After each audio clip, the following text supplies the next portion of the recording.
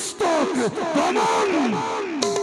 R হন্তজনক পালনৰ হেতু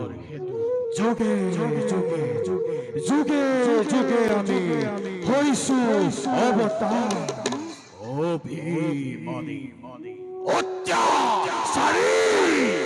তিতিৰ নন্দন কিবা হেতু তই ধৰিত্ৰী দিছ ইমান কষ্ট বহুৰূপী হিৰণ্যাক্ষক বধ কৰি